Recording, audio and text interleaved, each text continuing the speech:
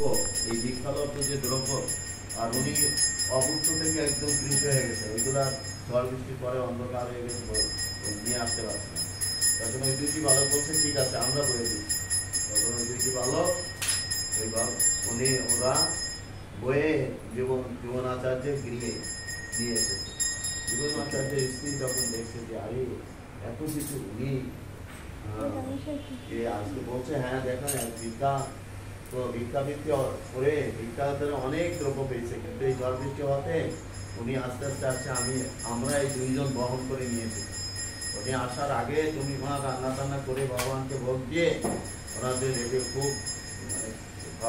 খুব মানে কৃষ হয়ে গেছে, শক্তিহীন হয়ে গেছে উনি আস্তে আস্তে। তো বলছে এই যে আমরা রেখে চলে যাচ্ছি, তুমি একে রান্না টান্না করে বলছো।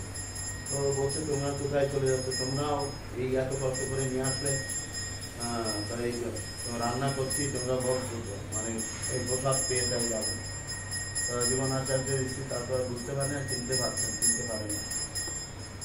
তো তারা দুইজন চলে গেছে। দেখছে যখন চলে আসছে তখন দেখছে তাদের বক্ষ দিয়ে দুদিন পরিচ্ছন্ন হচ্ছে, মানে রক্ত দেখে তখন জীবনাচার্য তার সহধর্মিনী তখন ব্যতীত হয়ে বলছেন দেখো এই দ্রব্যগুলো প্রথম আরো বইতে চাইছিলাম, সেই জন্য আমাদের দেখো এই যে আঘাত করেছে এই শ্লোকটি, এই গীতার এই অনন্য চিন্তামান যে জন পাঠ এই শ্লোকটি জীবনাচার্য কেটে দিয়েছে। যখন কেটে দিয়েছে তখন এই গীতামে বিধান পার্থ ভগবানের পক্ষে সেই আঘাতটা লাগছে। কেটে দিয়েছিল কি জানেন, ভগবান বলছে ভক্তি পুরুষ দ্রব্য তিনি সংরক্ষণ করেন, আর বলছে বহন করে দেয়, ভগবান বইয়ে দেয়, এটা বিশ্বাস করি।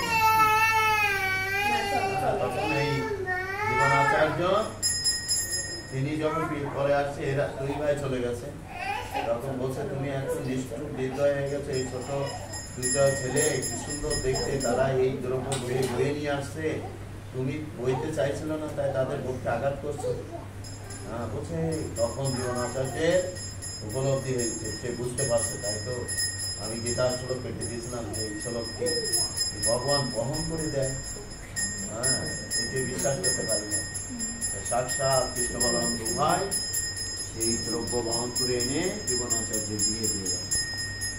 জীবনাচার্য তখন দেখবেন সত্য ভগবান কত করুণাময়, তিনি এই ভক্তের দ্রব্য কারি খায়, অভক্তের দ্রব্য প্রভু উলটি আনা যায়, এই যেন ভক্তের দ্রব্য ভগবান নিজে বহন করে দেয়। সেই রকম ভক্ত হতে হবে আমাদের। যা এগিয়ে আসছে ভগবান বসেছেন অত্যন্ত সুন্দর। আর এতে দুপুরে যে আপনারা একটু রান্না করেন করে আপনি আসেন, দুপুরে একটু ভোগ দিন, যে সুন্দর মালা তোলা পরিয়ে দেন, ভগবানকে সিংহাসনে বসলেন, রাজভোগ দিতে হয়, সুন্দর করে রান্না করতে হয়। জীবনাচার্যের স্ত্রী সেই দ্রব্য এনেছিল, সেই দ্রব্য রান্না করে সেই ভগবানকে নিবেদন